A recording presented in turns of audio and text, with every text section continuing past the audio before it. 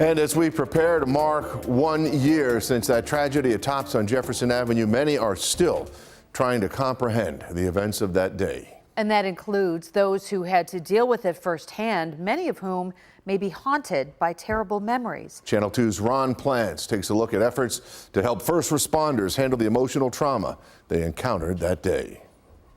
We have to acknowledge that this weekend is going to be challenging for the Buffalo community. The Buffalo community experienced the unimaginable.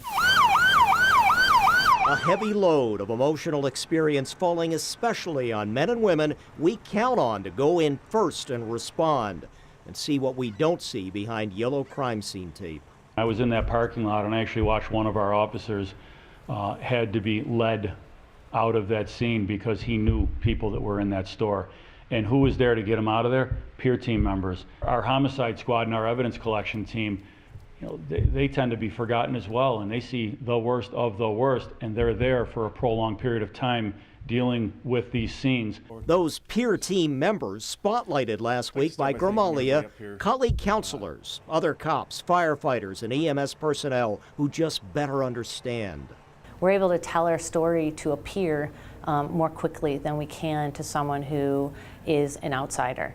Sometimes that is the most helpful experience that can happen to someone who's looking to heal. Obviously, first responders compartmentalize on scene. They need to keep themselves functioning, in essence, to do their job. Absolutely, it's a coping skill, Ron. It is a recognition that in order to do our job, we need to put this aside for a moment. But what we do is we need to readdress that. We need to address that at some point. A lot of firefighters are affected when that is over, the next day, the next week, the next month, even the next year, or what they've seen and how they could have responded differently. I think that we sometimes go over that within our minds if we could have done something different to save these lives. Combat veterans' flashbacks introduce studies of post-traumatic stress syndrome, which left untreated causes mental anguish. Some numb the pain with substance abuse or even suicide. So the need to build an emotional toolkit. Making sure you exercise, making sure you go out and you laugh and you connect with people that you love and that care about you.